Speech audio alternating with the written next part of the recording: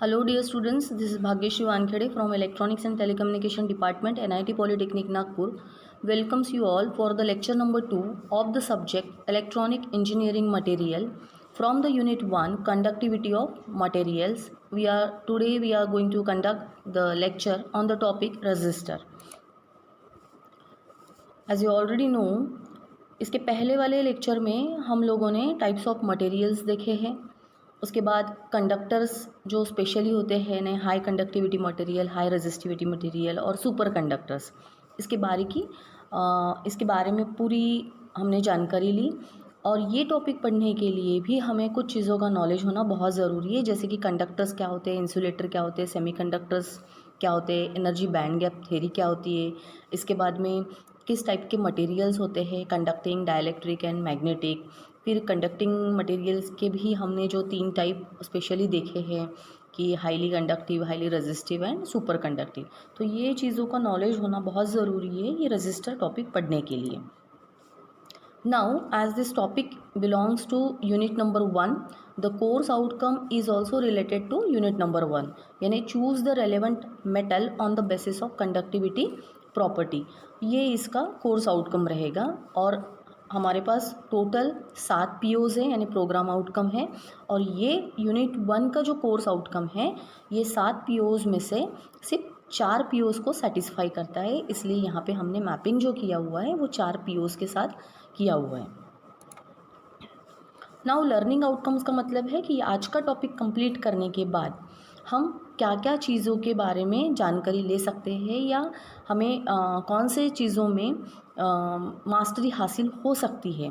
So we will be able to describe the concept of register, यानी हम register का concept बता सकते हैं।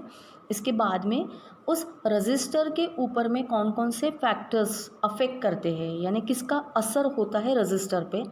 रजिस्टर की प्रॉपर्टी को कहा जाता है रेजिस्टेंस। तो उस रेजिस्टेंस पे भी कौन कौन से पैरामीटर्स अफेक्ट करते हैं वो भी हमें देखना है। इसके बाद में कुछ स्पेशल डेफिनेशंस है रिलेटेड टू रजिस्टर, वो भी हम ये टॉपिक कंप्लीट करने के बाद हमें उसके बारे में जानकारी होगी। Now what do you mean by register. अब ये नाम आप लोगों ने आपकी आम जिंदगी में भी सुना हुआ है कि रजिस्टर एक ऐसा कंपोनेंट होता है किसी चीज़ को रेजिस्ट करना, यानी अपोज करना। तो यहाँ पे हमारे इलेक्ट्रिकल सर्किट है, तो जो भी इलेक्ट्रिकल सर्किट में अपोज हम किसको करते हैं, सिर्फ फ्लो ऑफ करंट को। इसलिए ऐसा एलिमेंट या ऐसा कंपोनेंट जो करंट को अपोज करता हो या फ्लो ऑफ इलेक्ट्रॉन्स को अपोज करता हो, ऐसे कंपोनेंट को रजिस्टर कहा जाता है। ठीक है। When a current flows through the conducting material there is an opposition force to this current, this opposing force is called as resistance. ठीक है। तो उस अपोजिंग फोर्स को रेजिस्टेंस कहा जाता है, लेकिन ये जो कंपोनेंट होता है जो अपोज करता है उसको हम रजिस्टर कहते हैं। यानी रजिस्टर एक कंपोनेंट है और उसकी प्रॉपर्टी को हम रेजिस्टेंस कहते हैं। So resistor it is a passive component with 2 leads having some specific value of resistance. तो रजिस्टर एक ऐसा कंपोनेंट है जिसके पास में 2 लीड्स होते हैं, जो 2 टर्मिनल्स होते हैं और उसकी एक पर्टिकुलर एक रेजिस्टेंस की वैल्यू होती है। सो रेजिस्टेंस का सबसे स्मॉलेस्ट यूनिट जो है वो है ओहम, और बड़े यूनिट्स को हम किलो ओहम या मेगा ओहम कह सकते हैं। Now these are the different types of register I have shown here, ताकि आप लोगों को एक अंडरस्टैंड हो कि अरे ये कंपोनेंट्स तो हम लोगों ने देखे हुए हैं इलेक्ट्रॉनिक सर्किट में। कभी आपने मोबाइल का चार्जर का सर्किट अगर ओपन करके देखा है, या टीवी के मदरबोर्ड पे, कंप्यूटर के मदरबोर्ड पे, या टीवी के सर्किटरी में आप लोगों ने इस टाइप का एक रजिस्टर देखा हुआ है। तो ये हो गए हमारे रजिस्टर जिसमें 2 लीड्स लगे हुए हैं। ठीक है। इसको कोई भी डायरेक्शन से अगर हम अटैच करते हैं तो इसका कोई असर नहीं होता, दोनों डायरेक्शन से ये सेम ही काम करता है। इस पर कोई पॉजिटिव या कोई भी नेगेटिव टर्मिनल नहीं होता है, लेकिन हर एक की वैल्यू अलग अलग होती है depending on the colour bands. इसके ऊपर जो कलर बैंड्स है इससे इसका रेजिस्टेंस का वैल्यू अलग अलग होता है। तो हर एक रजिस्टर अपनी अलग अलग रेजिस्टेंस की वैल्यू को होल्ड करता है। Factor affecting resistivity of electrical material. अब ऐसे कौन कौन से फैक्टर्स हैं जो रेजिस्टिविटी को अफेक्ट कर सकते हैं, यानी रेजिस्टिविटी पे असर करते हैं। सो पहला एक है temperature. The electrical resistance of most metal increases with temperature, यानी जैसे जैसे हम टेम्परेचर बढ़ाएंगे रेजिस्टेंस भी मेटल का बढ़ते बढ़ते जाएगा। सिर्फ सुपर कंडक्टर्स ऐसे मटेरियल है जो ऑलरेडी हम इसके पहले वाले लेक्चर में पढ़ चुके हैं कि उनका रेजिस्टेंस एकदम से ज़ीरो हो जाता है जैसे ही टेम्परेचर क्रिटिकल वैल्यू को एक्सीड करता है, यानी क्रिटिकल वैल्यू तक पहुंचने के बाद ऐसे कुछ कंपोनेंट्स होते हैं जिनका रेजिस्टेंस टिपिकली ज़ीरो हो जाता है, उनको हम सुपर कंडक्टर्स कहते हैं। नेक्स्ट इज रेजिस्टिविटी किस पर डिपेंड करती है, नेक्स्ट इज अलॉइंग। अलॉय यानी दो या दो से ज़्यादा मेटल्स का जो मिक्सचर होता है, अगर हम किसी भी दो चार चीज़ों को एक साथ ऐड कर देते हैं तो हर एक कंपोनेंट का अपना अपना खुद का रेजिस्टेंस होता है। तो इस तरह से अपनी अपनी खुद की रेजिस्टिविटी को अगर हम ऐड कर देते तो ओवरऑल रेजिस्टिविटी उसकी बढ़ जाएगी। The addition of small amount of impurity increases the resistivity. Next is cold work. अब कोल्ड वर्क का मतलब क्या होता है, सबसे ये पहले समझना बहुत ज़रूरी है। कोल्ड यानी ठंडा और वर्क यानी हम ऐसा कुछ प्रोवाइड करते हैं without providing any heat. Cold work जो होता है ये एक ऐसी प्रोसेस है कि कोई भी मटेरियल को, अगर हमको मेटल को या मटेरियल को हमको स्ट्रेंथ प्रोवाइड करना है लेकिन विदाउट यूज़ ऑफ हीट, हम हीट का बिल्कुल भी यूज़ नहीं करेंगे और उस मटेरियल को अगर हमने स्ट्रेंथ प्रोवाइड करनी है तो इस प्रोसेस को कोल्ड वर्क कहा जाता है। सो कभी कभी क्या होता है कि एक आधा कंपोनेंट जो होता है, मैकेनिकल कंपोनेंट बोल सकते हो आप, कोई भी मेटल ले लीजिए, वो अगर टूट जाता है, ठीक है, तो उसका क्रिस्टल स्ट्रक्चर क्या हो जाएगा, डिस्टर्ब हो जाएगा। तो इसकी वजह से उसकी रेजिस्टिविटी पे असर होता है, उसकी रेजिस्टिविटी ऑब्वियसली इंक्रीज़ होगा। कोई भी एक चीज़ टूटने के बाद वो ज़्यादा अपोज करती है ना। अगर वो कंटिन्यूएशन में है तो कम अपोज करेगी, लेकिन अगर वो टूट जाती है तो वो ज़्यादा अपोज करती है। इसका मतलब mechanical distortions of a crystal structure increases resistivity. Next is as hardening. As hardening का मतलब होता है कि एक अलग टाइप की हीट ट्रीटमेंट देना उस मेटल को, सो दैट वो मेटल और भी ज़्यादा स्ट्रॉन्ग हो जाए, ठीक है। तो एज हार्डनिंग का मतलब आप लोगों को समझ में आया कि हीट ट्रीटमेंट देना उस मेटल को सो दैट उसकी स्ट्रेंथ और ज़्यादा बढ़ जाए। The as hardness increases resistivity of an alloy, क्योंकि अगर हम हीट प्रोवाइड कर रहे हैं तो ऑब्वियसली उसका टेम्परेचर बढ़ेगा मटेरियल का, और अगर टेम्परेचर बढ़ता है तो रेजिस्टिविटी ऑब्वियसली बढ़ती है। इसका मतलब ही एज हार्डनिंग से भी रेजिस्टिविटी पे असर होता है। नेक्स्ट हम देखेंगे कि ऐसे कौन कौन से पैरामीटर्स या फैक्टर्स है जो रेजिस्टेंस पे असर करते हैं। रेजिस्टेंस यानी रजिस्टर की प्रॉपर्टी, है ना, oppose to the flow of current. Resistance is nothing but opposition to the flow of current. अब ऐसा क्या क्या हो सकता है कि जो करंट को अपोज करने में अफेक्ट कर सकता है। तो एक होता है लेंथ, वायर की लेंथ अगर हम बढ़ा देते हैं।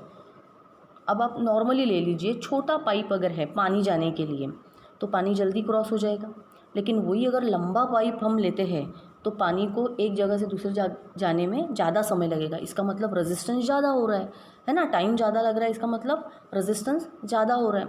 तो अगर वायर की लेंथ बढ़ जाती है तो ऑब्वियसली उसका रेजिस्टेंस भी बढ़ता है। वैसे ही area of cross section, area of cross section यानी साइज, अगर पाइप का साइज़ छोटा सा है, छोटा यानी उसका गोलाई, ठीक है, वो अगर छोटा सा है तो उसमें से जो पानी जाएगा वो ऑब्वियसली कम जाएगा। लेकिन वही अगर उसका साइज़ बड़ा है, ठीक है, तो पानी अचानक से बहुत ज़्यादा चला जाएगा। इसका मतलब उसका जो डायमीटर है, अगर डायमीटर हम बढ़ा देते हैं किसी पाइप का तो पानी जाने की मात्रा बहुत ज़्यादा हो जाएगी। इसका मतलब रेजिस्टेंस कम हो जाएगा। और अगर वही डायमीटर को छोटा सा कर देते हैं पाइप को तो उसमें से बहुत कम पानी जाएगा। इसका मतलब रेजिस्टेंस ज़्यादा हो जाएगा। इसके बाद नेचर ऑफ मटेरियल। अब वो जो रजिस्टर वाला वायर है वो कौन से मटेरियल से बना हुआ है।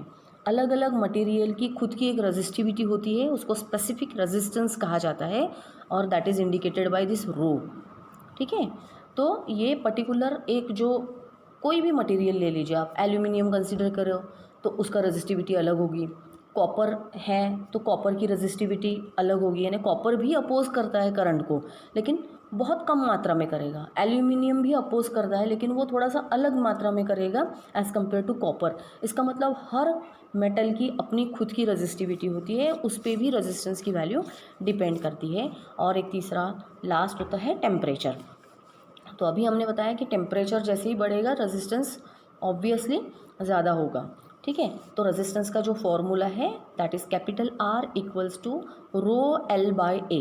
ये ऑलरेडी आप फिजिक्स में पढ़ चुके हैं कि resistance is always equals to rho L by A। और रो का मतलब होता है specific resistivity of that material, L यानी length of the wire, A यानी एरिया ऑफ क्रॉस सेक्शनल और R इज़ द रेजिस्टेंस। अब देखिए यहाँ पे लेंथ पे कैसे डिपेंड करता है, क्रॉस सेक्शन पे कैसे डिपेंड करता है, ये मैं यहाँ पे दिखाने की कोशिश कर रही हूँ। तो ये जो एक डायग्राम दिया हुआ है ये एरिया ऑफ क्रॉस सेक्शन पे अभी हम देखते हैं। देखिए ये जो पाइप दिख रहा है यहाँ पे, ये इसका एरिया बहुत छोटा है ना, ये गोलाई बहुत छोटी है और ये बड़ा पाइप है, इसका एरिया बहुत बड़ा है। तो ऑब्वियसली जिसका एरिया बड़ा होता है उसमें से जल्दी फ्लो होता है यानी रेजिस्टेंस कम होगा, और जिसका एरिया कम होता है उसमें से कम फ्लो होता है यानी रेजिस्टेंस ज़्यादा होता है। तो एरिया ज़्यादा रेजिस्टेंस कम, एरिया कम रेजिस्टेंस ज़्यादा, इसका मतलब ये इन्वर्सली प्रोपोर्शनल है। ठीक है, यानी resistance is inversely proportional to the area. लेकिन वही आप देखिए लेंथ के बारे में, लेंथ अगर कम है, छोटी लेंथ है, एरिया कॉमन है, एरिया भी दोनों का सेम है ना, इसका भी एरिया जितना है उतना ही इसका एरिया है। तो लेकिन इसकी लेंथ छोटी है, तो लेंथ छोटी होने की वजह से यहाँ क्रॉस करने में हमें कम समय लगेगा, लेकिन लेंथ बड़ी होने की वजह से यहाँ क्रॉस करने में हमको ज़्यादा समय लगेगा। सो जितना ज़्यादा लंबाई उतना रेजिस्टेंस ज़्यादा। इसका मतलब लंबाई ज़्यादा तो रेजिस्टेंस ज़्यादा, लंबाई कम तो रेजिस्टेंस कम। इसका मतलब resistance is directly proportional to the length. Directly proportional का मतलब क्या होता है, हमेशा अगर एक पैरामीटर बढ़ा दो तो दूसरा भी बढ़ेगा। ठीक है, और इन्वर्सली प्रोपोर्शनल का मतलब क्या होता है, एरिया बढ़ा दो तो रेजिस्टेंस कम हो जाएगा, एरिया घटा दो तो रेजिस्टेंस ज़्यादा हो जाएगा, यानी ये inversely proportional. Now nature of material, अभी अब मैंने बताया जैसे आपको दो चार अगर आप अलग अलग मटेरियल्स यूज़ करते हो तो हर एक की रेजिस्टिविटी अलग अलग होती है। इसका मतलब the resistivity of electrical material depends on the nature of the material. जैसे resistance of copper wire is different than resistance of aluminium wire, है ना। और अगर दोनों की लेंथ सेम है फिर भी दोनों का रेजिस्टेंस अलग अलग होगा, क्योंकि एक कॉपर से बना हुआ है और एक एल्यूमिनियम से। इसका मतलब कॉपर की रेजिस्टिविटी अलग होती है और एल्यूमिनियम की रेजिस्टिविटी अलग होती है। Now the temperature, the resistance of the metal changes due to change in temperature, the resistivity of the metal is directly proportional to the temperature. इसका मतलब टेम्परेचर इंक्रीज होता है तो रेजिस्टिविटी इंक्रीज होती है, टेम्परेचर डिक्रीज होता है तो रेजिस्टिविटी डिक्रीज होती है। ये सभी पैरामीटर्स आप लोगों को बहुत अच्छे से स्टडी करना है, लर्न करना है, क्योंकि आप जब ऑब्जेक्टिव टाइप के क्वेश्चन सॉल्व करते हो तो आपको ये पैरामीटर्स बहुत अंडरस्टैंड करना बहुत ज़रूरी है कि कौन सा पैरामीटर इन्वर्सली प्रोपोर्शनल होता है, कौन सा पैरामीटर डायरेक्टली प्रोपोर्शनल होता है, टेम्परेचर का क्या असर होता है, मटेरियल अगर अलग अलग होते हैं तो रेजिस्टिविटी भी कोई असर होता है या नहीं, है ना। Now this is the symbol of register. ये जो रजिस्टर मैंने कंपोनेंट दिखाया था वो एक कंपोनेंट है, लेकिन इसको इलेक्ट्रॉनिक में सिंबॉलिकली कैसे रिप्रेजेंट किया जाता है, तो एक और ये जिगजैग वाली जो लाइन है, यानी ये जो दो टर्मिनल और इसके बीच में ये जस्ट लाइक अ ब्रेकर, है ना, तो इसको कहा जाता है फिक्स रजिस्टर। यानी इसको दुनिया के कोई भी कोने में लेके चले जाओ आप ये रजिस्टर को, तो इसकी वैल्यू आपको सेम ही मिलेगी। ठीक है, लेकिन वेरिएबल रजिस्टर का मतलब क्या हुआ, अगर हम इसका नॉब घुमाते हैं तो इसकी वैल्यू चेंज हो सकती है ना, कम से ज़्यादा, ज़्यादा से कम। जैसे आपका फ़ैन का रेगुलेटर जो आप यूज़ करते हो दैट इज़ पोटेंशियोमीटर, यानी हम उसको वेरिएबल रजिस्टर करके यूज़ कर सकते हैं। तो वेरिएबल का मतलब होता है कि इसकी वैल्यू, रेजिस्टेंस की वैल्यू वैरी हो सकती है। एंड द सिंबल इज़, एक रजिस्टर है और उसमें सेंटर में एक एरो दिया है so that it represent the variable.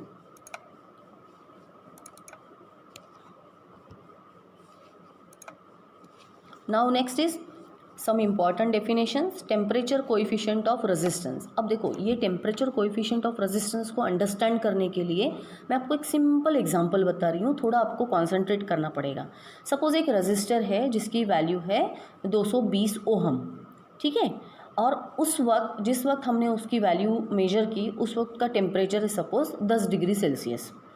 अब जैसे ही मैंने 10 डिग्री सेल्सियस से 50 डिग्री सेल्सियस कर दिया और फिर मैंने रेजिस्टेंस की वैल्यू को चेक किया, तो मुझे ऐसे समझ में आया कि उस रेजिस्टेंस की वैल्यू है 230 ओहम। इसका मतलब क्या हुआ कि जैसे ही हम टेम्परेचर को चेंज करते हैं रेजिस्टेंस की वैल्यू भी चेंज हो रही है।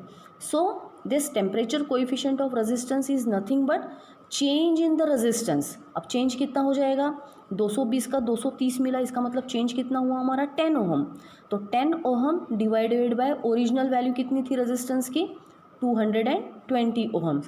So the ratio of change in resistance to the actual defined value of resistance for a change in temperature is called as temperature coefficient of resistance. यानी हमने टेम्परेचर एक वैल्यू से दूसरे वैल्यू पर चेंज किया तो रेजिस्टेंस भी अपनी वैल्यू चेंज करता है। तो वो कितना चेंज होती है रेजिस्टेंस की value, that change divided by the original value of the resistance for the given change in temperature is called as temperature coefficient of resistance.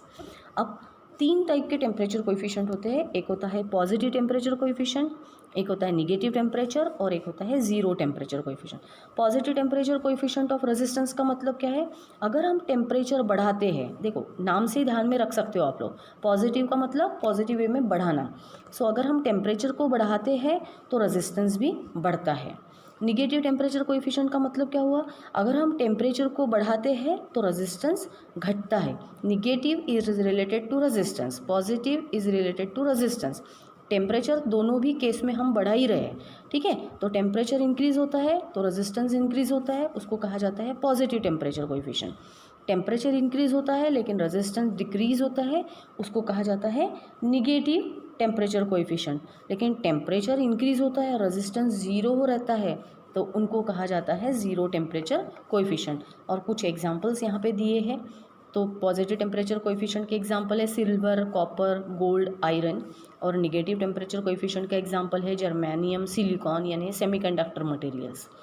और ज़ीरो टेम्परेचर कोएफिशिएंट का जो एग्जांपल है यानी सुपर कंडक्टिंग मटेरियल जैसे nichrome, manganin, कॉन्सिस्टन। तो ये सब हम एग्जांपल्स देख सकते हैं। अब कुछ प्रॉपर डेफिनेशंस दी गई है वो हमको देखना है। टॉलरेंस का मतलब क्या होता है, टॉलरेंस यानी आपको पता है आप कितना टॉलरेट कर सकते हो। हम बोलते हैं ना कि हम बहुत ज़्यादा टॉलरेट कर सकते हैं या मैं ज़्यादा टॉलरेट नहीं कर सकता। तो टॉलरेंस यानी किसी की बेरिंग कैपेसिटी। सो टॉलरेंस मीन्स एक्यूरेसी, कि उसका एग्जैक्टनेस कितना है, उसके बाद वो ज़्यादा सहन नहीं कर सकता या उससे कम भी वो ज़्यादा होल्ड नहीं कर सकता। So tolerance is nothing but the accuracy, it is express as the deviation from the normal value of resistance of a metal. Next is the wattage. Wattage क्या होता है, हमेशा पावर हैंडलिंग कैपेसिटी। कोई भी register के power handling capacity यानी वो particular register कितना पावर हैंडल कर सकता है उसको हम कहते हैं weightage. The power handling capacity of a resistor is called as wattage and it is denoted by the letter W। और अलग अलग रजिस्टर अलग अलग पावर को हैंडल करता है, कभी कभी वो 1/8 वैट, 1/4 वैट, 1/2 वैट और 1 वैट, ऐसे different types of wattages are given here with respect to resistors. उसके बाद स्पेसिफिक रेजिस्टेंस, अभी मैंने बताया था रजिस्टिविटी। तो रजिस्टिविटी ऑफ पर्टिकुलर मटेरियल, अगर कोई एक मटेरियल है जिसका लंबाई 1 मीटर लॉन्ग है और जिसका क्रॉस सेक्शनल एरिया 1 है, ठीक है, 1 सेंटीमीटर स्क्वायर हो सकता है, 1 मीटर स्क्वायर हो सकता है, लेकिन उसका यूनिट हमेशा 1 होना चाहिए। So 1 metre long and 1 unit cross sectional area, ऐसे वायर का रेजिस्टेंस को स्पेसिफिक रेजिस्टेंस कहते हैं। The resistance of 1 metre long wire of 1 unit cross sectional area is called as specific resistance. फिर नेक्स्ट इज पावर रेटिंग। तो power rating का मतलब क्या होता है कि मैक्सिमम कितनी हीट एक रजिस्टर कंज्यूम कर सकता है। डिसिपेट करना यानी कंज्यूम करना, है ना, वो सहन कर सकता है। उससे ज़्यादा अगर हीट उसको दे दिए तो हो सकता है वो डैमेज हो जाए, ठीक है। So the maximum amount of heat dissipated by a resistor at maximum specified temperature without damage to a resistor is called power rating of a resistor. अब आपको समझ में आया कि maximum heat dissipated by a resistor at maximum specific temperature without getting damage, then it is called as power rating of resistor। Now we can summarise this topic कि हमने क्या क्या देखा है।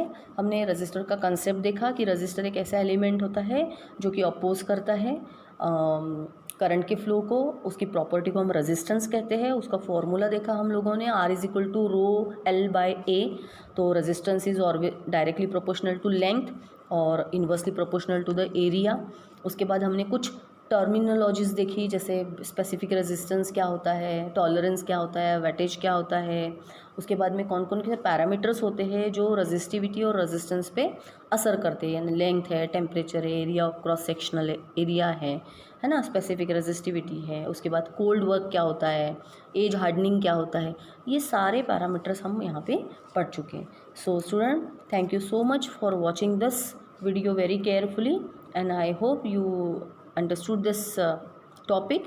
In the next lecture we will continue with the topic electron gas model. Thank you so much.